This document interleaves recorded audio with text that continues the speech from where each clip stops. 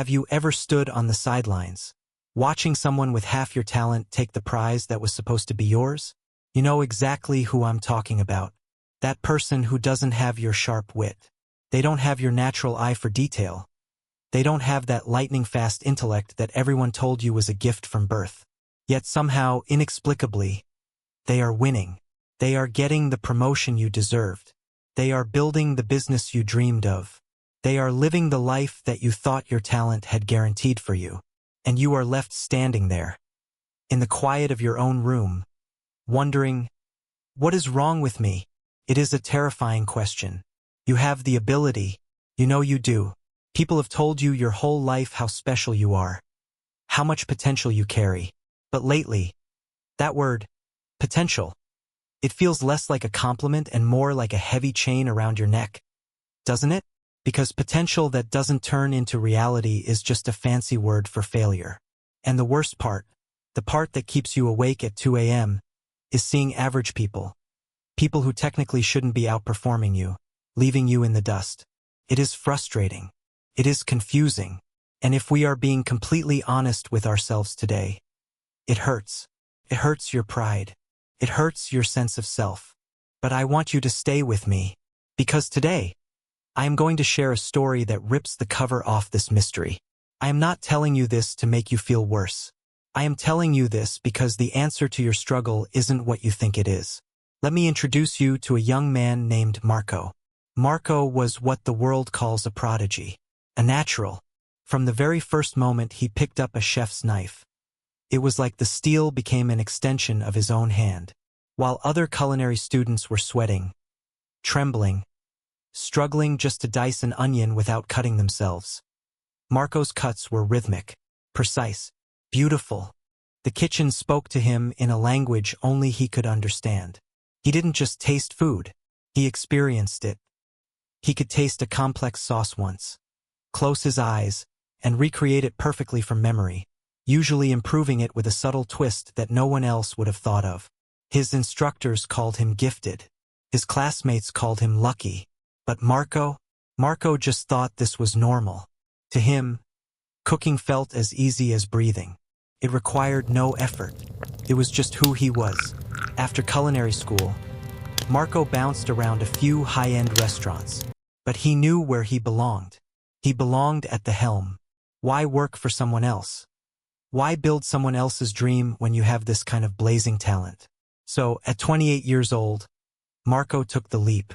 He opened his own restaurant. He named it Marcella's after his grandmother. It was his temple. He poured his soul, his savings, and his ego into those four walls. The opening night was spectacular. It was the kind of night you dream about. The air was filled with the clinking of glasses and the hum of satisfied conversation. Food critics came, forks poised. They ate, they swooned. They wrote reviews praising his inventive flair and his intuitive, almost psychic understanding of flavors. Marco beamed. This was it. This was validation. This was exactly what his talent had been preparing him for all these years. But then, the silence came. After the initial buzz died down, after the critics moved on to the next new thing, the customers didn't come back. Not in the way he expected. Some nights, Marco would peek out from the kitchen doors and see a dining room that was half empty. The energy was gone. The reviews started to get weird, inconsistent. One week, a diner would call a dish transcendent, a religious experience. The very next week, a different customer would order the same dish and call it confusing or disappointing. Marco couldn't wrap his head around it. He paced the kitchen floor, his mind racing. He had the talent. He had the creativity that others would kill for. He had the training. Why wasn't this working? But what Marco didn't know, what he was too blind to see, was that just 3 blocks away, there was a small, unassuming diner called Betty's Kitchen, and it was packed. Every single day. And Betty was the most average cook you would ever meet. Marco decided he just needed to try harder. That was the answer, wasn't it? If the customers weren't coming, it meant he wasn't dazzling them enough. He needed to show them excellence on a level they had never seen before. So he went to work. He started creating dishes that were less like food and more like modern art. Foam made of truffle oil, deconstructed lasagnas, presentations that required tweezers to assemble. He would stay up until dawn, eyes burning, imagining new combinations, new techniques, new ways to flex his creative muscles. He changed the menu every single week. "Keep it fresh," he whispered to himself. "Keep it exciting. Never let them get bored." But the customers didn't look excited.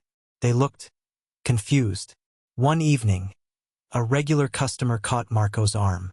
"Hey chef, I loved that rustic pasta dish you made last month. I brought my sister here specifically to try it, but I don't see it on the menu." Marco waved his hand dismissively. "Ah, that is old news. I have evolved past that dish. Try the squid ink risotto with the lemon foam.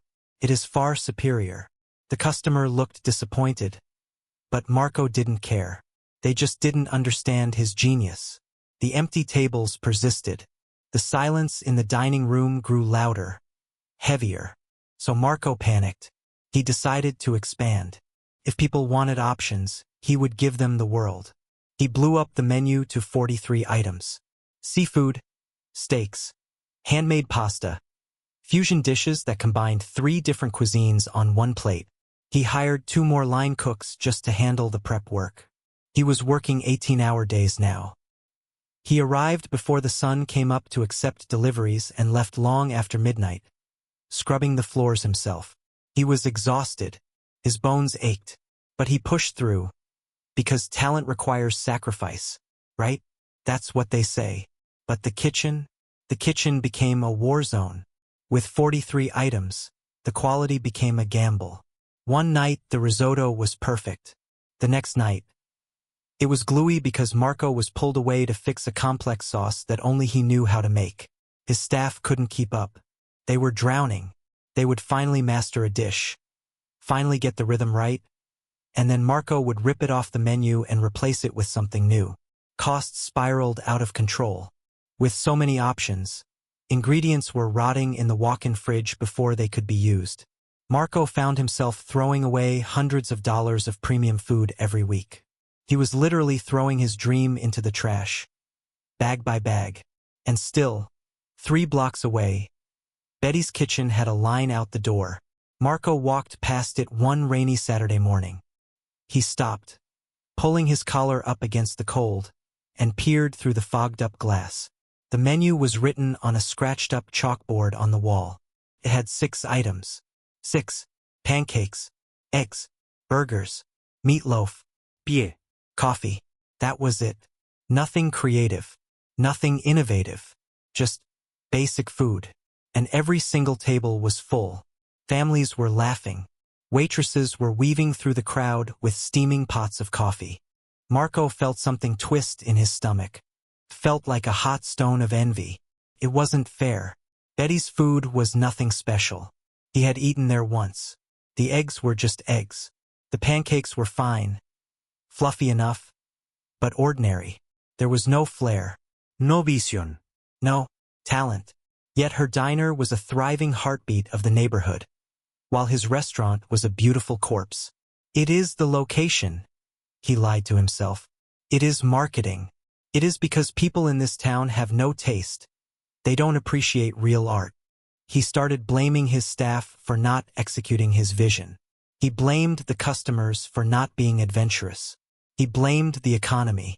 He blamed everything and everyone except the one thing he couldn't see. 6 months in, and Marcella's was failing. Marco had burned through his savings. He had taken on debt that kept him awake at night, staring at the ceiling. His staff turnover was constant. No one wanted to work in a manic, unpredictable environment. Marco himself was a shell, burned out, disillusioned, angry at the world. He had done everything right, hadn't he? He had the talent. He worked harder than anyone. He innovated. So why was he drowning while Betty, with her boring menu and average skills, was sailing? Then, on a Tuesday afternoon, something unexpected happened.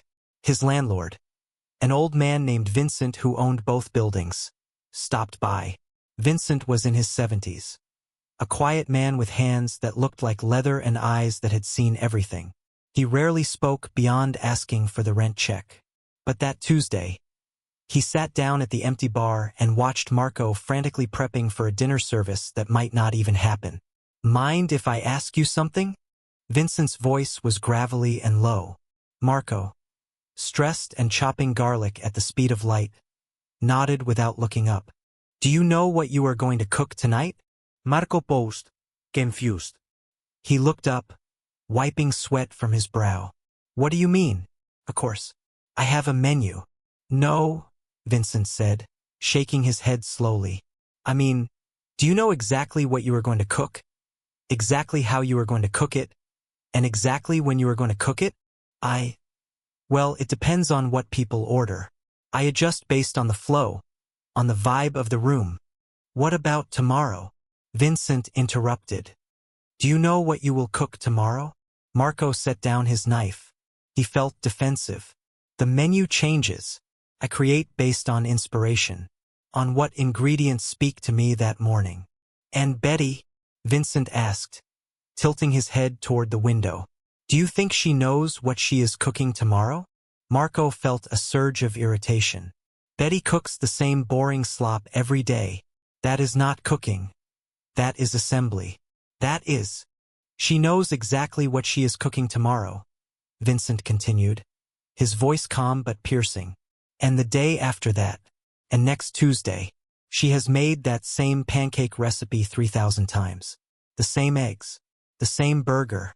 Do you know what happens when you make something 3,000 times?" "Marco?" Marco didn't answer. The silence stretched between them. Vincent stood up slowly and walked into the kitchen. "Can I show you something?" He didn't wait for permission. He walked to the griddle, cracked an egg with one hand, and dropped it. It sizzled perfectly. "I worked the line for 22 years before I bought these buildings. You know what I learned? Talent gets you in the door, but consistency keeps you in business."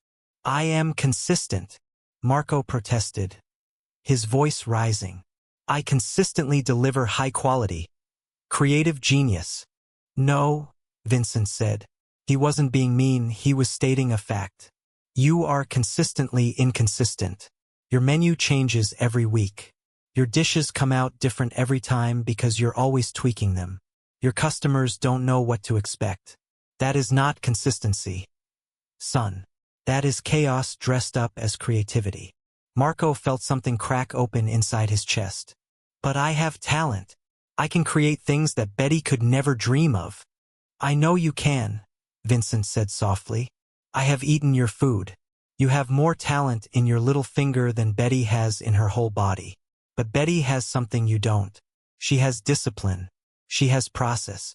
She has respect for the boring fundamentals." Vincent flipped the egg. It was a perfect over easy. "Talent is a spark," Vincent said, looking Marco in the eye. "Discipline is the fuel. You have got the spark.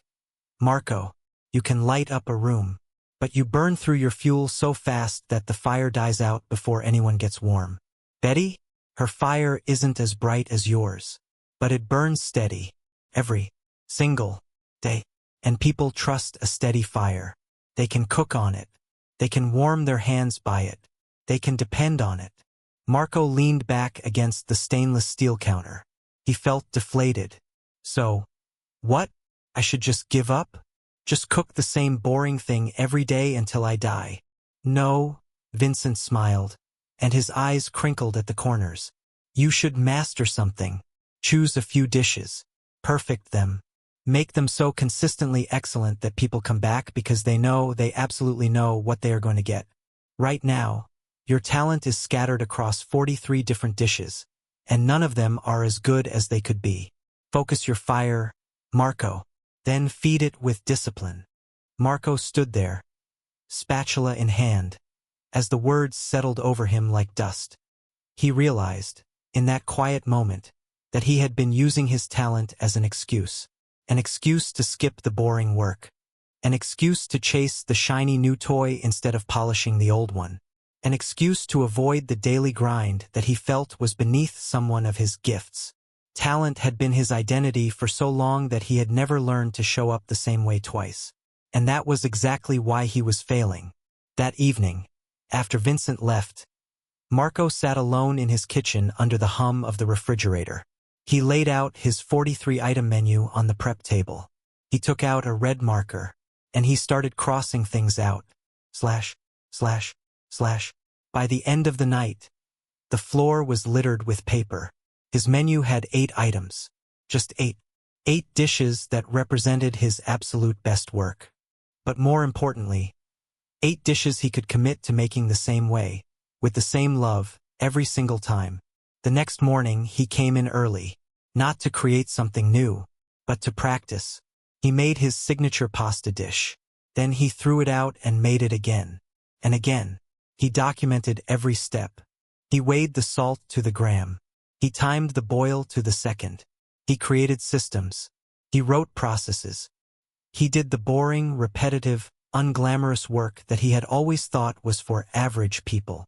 For the first time in his career, Marco focused on consistency over creativity. He trained his staff on these 8 dishes until they could make them in their sleep. No more chaos. No more last-minute screaming. No more improvisations that only Marco could execute. Every dish could be replicated perfectly, every time, by anyone on the team. He stopped changing the menu when his creative impulse flared up, screaming at him to add a new foam or a new fusion taco. He forced himself to redirect that energy into perfecting what was already there. Could the sauce be 1% silkier? Could the plating be cleaner? Felt strange at first. Felt like he was wearing a straitjacket. Felt like he was suppressing his art. But then, something shifted. Marco realized he wasn't suppressing his talent. He was laser-focusing it, like sunlight through a magnifying glass. His ability became dangerous, powerful, and hot when it was concentrated on one spot rather than scattered everywhere. Over the next few weeks, something remarkable began to happen. The customers started returning. "I brought my friend to try that pasta you make," a woman said one night, and the pasta was there, and it was exactly as good as she remembered. Tasted like reliability. Word spread, not because Marco was doing something wild and new every week, but because he was doing something consistently excellent. The reviews became boringly predictable: 5 stars, 5 stars, 5 stars. People knew what to expect, and they loved the safety of that knowledge. 3 months later, Marcella's was bustling. Real regulars, people who had their table and their dish. His costs dropped because he knew exactly what to order. His staff was laughing in the kitchen because they weren't terrified of mistakes anymore. Marco's stress melted away, replaced by a quiet, steady pride. One crisp morning, Marco walked past Betty's kitchen. The line was still there, but now, 3 blocks away, there was a line at Marcella's too. Betty happened to be looking out the window. She saw him. She smiled and gave a little wave. Marco waved back. For the first time, he understood. She wasn't his competition. She was his teacher. She had been showing him the answer all along. He just hadn't been humble enough to see it. Talent opened the door, but discipline built the house. This is exactly what happens in our lives when we confuse talent with success. We think that because we are naturally good at something, success should be our birthright. We think our gifts are enough. But here is the truth that no one wants to hear. The truth that might sting a little. Talent without discipline is just wasted potential. And average ability combined with ferocious consistency will beat talent almost every single time. Think about it in your own life. The talented writer who only writes when inspiration strikes will never finish the book that the average writer completes by grinding out 500 words every morning before breakfast. The naturally athletic person who trains sporadically will never achieve the physique of the average person who never misses a workout for 3 years. The brilliant entrepreneur with 10 half-finished genius ideas will always lose to the average business person who executes one boring idea flawlessly. Why do talented people fail? Because talent makes things feel easy at the start. And that ease? It is a trap. It is a seductive lie. We never developed discipline because we never needed it to get by. We chase novelty because consistency feels boring. We rely on improvisation because structure feels like a cage. We skip the fundamentals because they seem beneath us. And then we wake up one day and wonder why people with half our ability are running laps around us. Here is what we miss. Those average people winning? They aren't actually average. They are exceptional at the one thing that matters most, showing up. Doing the work. Again. And again. And again.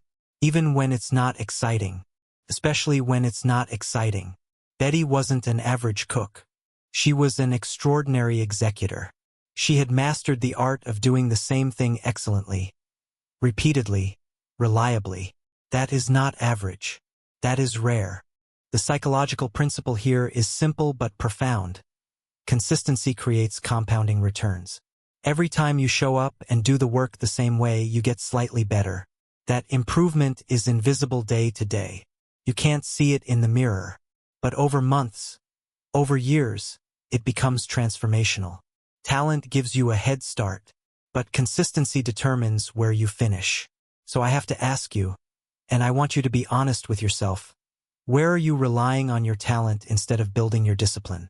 Where are you scattered across 43 different projects instead of focused on your 8? Where are you chasing the new sensation instead of perfecting what you already do?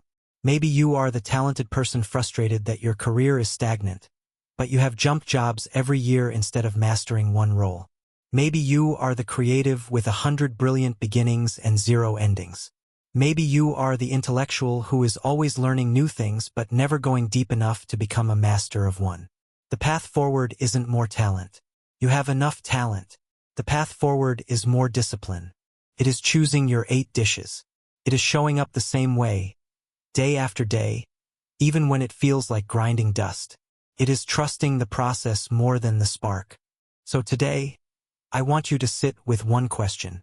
What would happen if you took your incredible talent and focused it through the lens of extreme discipline? What if you stopped chasing every new shiny object and instead committed to mastering the boring reality in front of you? You don't need more gifts. You need the humility to do the work. You need the patience to repeat yourself until you can't get it wrong. You need the wisdom to know that the steady fire outlasts the explosion. Your talent is a gift. Yes, but what you do with it, the discipline you wrap around it, the consistency you honor it with, the systems you build to support it, that is your choice. And that choice is the only thing that separates the dreamers from the achievers.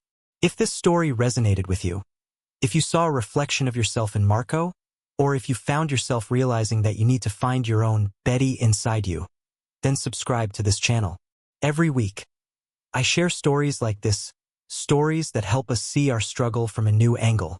And remember this, you do not have to be the most talented person in the room to win.